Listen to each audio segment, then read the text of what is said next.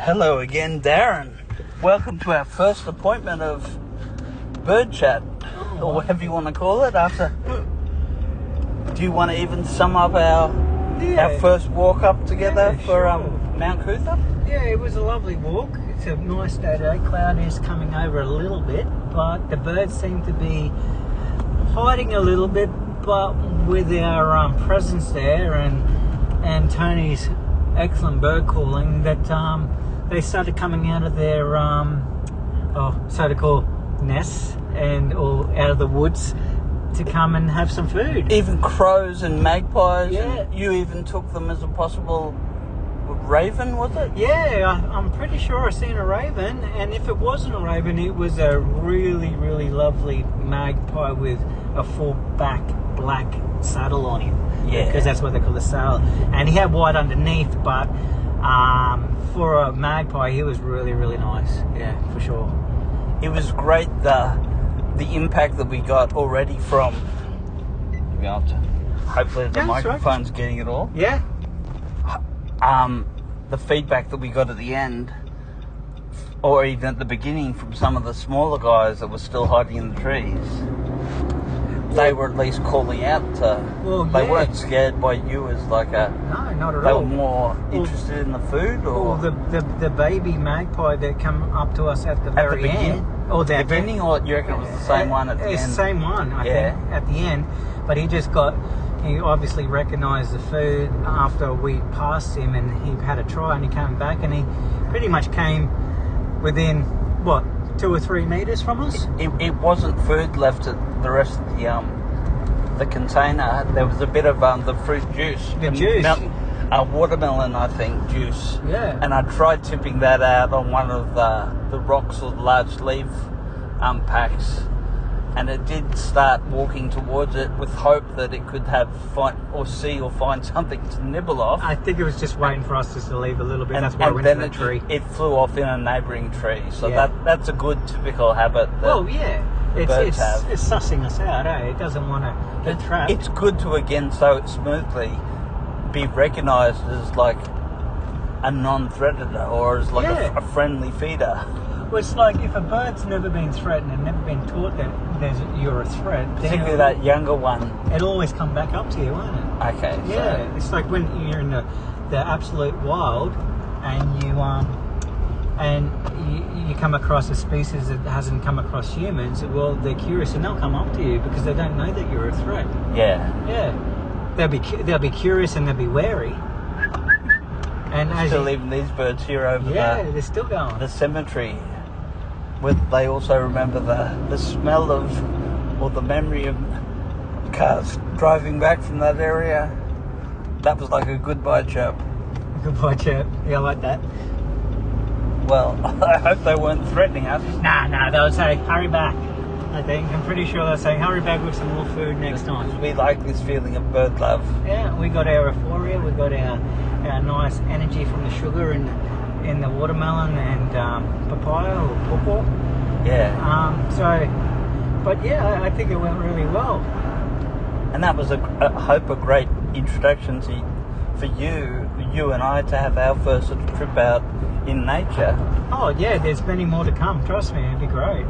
I'm one with nature, and it seems like you like it just as much as I do, or probably even more. Yeah, but you at least understand a lot of the dynamics behind what the nutrients in the food or what particular taste and smell could be. Well, that's it, but you know what? At one point I didn't know anything. So you just learn as you go. I seem to always be back at the beginning. No, but you're learning. Well, you're learning. Yeah, but I don't know how well I'll remember all of those. Doesn't matter. That's why I'm here. I can remind you. Hey. Okay, you can be my reminder chip. Left here, thanks. Sorry.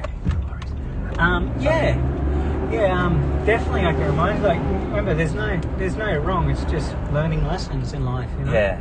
Because if you don't know something, you learn it. And then which I guess that's how it was with the birds. 100%. They come out there and they didn't know even when nothing. I was by myself, I did try to start. Any time I saw a bird, I threw in that direction. Maybe some of the larger ones were quicker to to jump into the, oh, hang on, that food's for us. Yeah. So they would be brave enough to come closer. Yeah, because they're a bigger bird, and the bigger ones always dominate So most of the time. that's a natural part of nature. Yeah, it's like They can stand their ground and... Yeah, like South Park. You go to South Bank, you got those big I birds. am a fan of South Park Me too. So Oh, me too. That's why my dog's called Butters. Now I was like hanging out. Now, who is he going to race here? Another Butters story or... I love the Butters story. Cartman, oh. Does he count as a good guy or a bad guy? I think he's a good... He's a character. He's a character, definitely a character. But, yeah.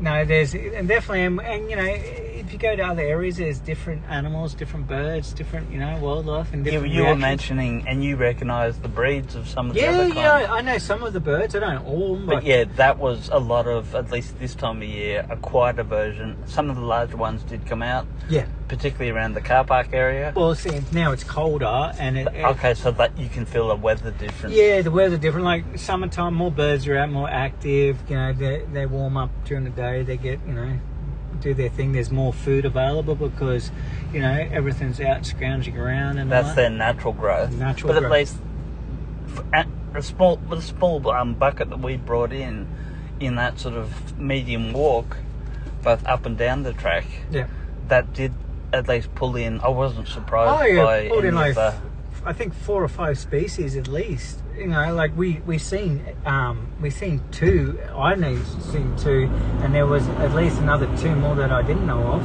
Yeah. And you've seen 1, so you know they're there. It's just a bit colder and it's overcast now, and it's all about environment, isn't it?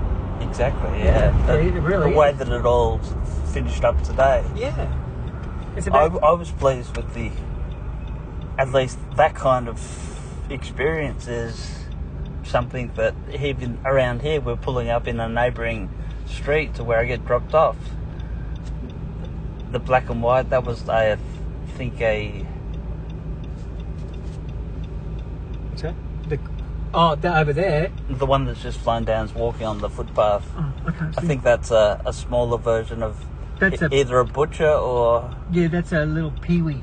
Or you say peewee? Peewee, we call black and white. Yeah, okay. They're little peewees, we call them. They look like a magpie. They're tinier than the way tinier, but they got all the mannerisms. Do they make the lighter chirp? Yeah, a little lighter chirp. Yeah, I can hear more of them. Yeah, they're a good bird that picks up little scraps every day. Magpies, would they be more of the black and whites that we saw up at Mount Coot-tha? They prefer the larger area, or they can at least survive more out there? Yeah, I think with the littler bird, it can get in and out of more areas. And there are smaller gaps. Yeah, unnoticed here, as well, because, you know, you got a lot of things happening at traffic and everything. Because we have our fair share of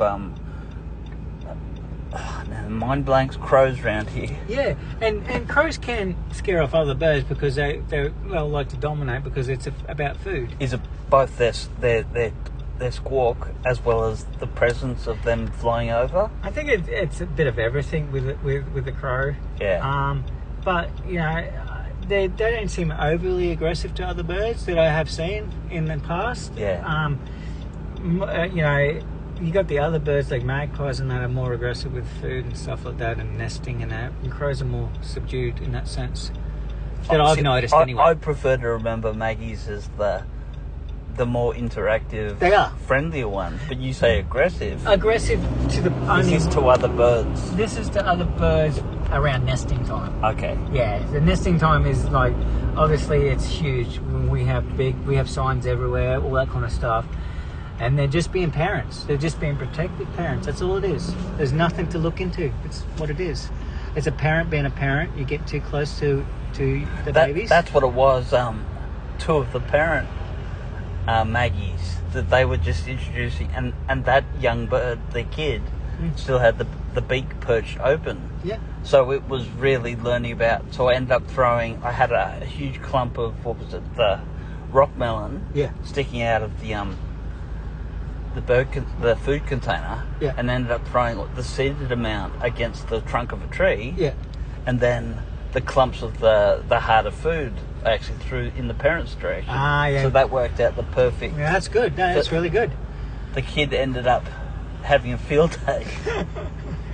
It's lovely when you see him. You know, you hear him squawking and then you see him out with their parents on the ground, and the parents are showing them where to go and what to do and all that kind of stuff. And like with past places I've worked at, I've seen like, you know, a few generations of them, and they learn from each other. So you can see the intelligence. Yeah. You know?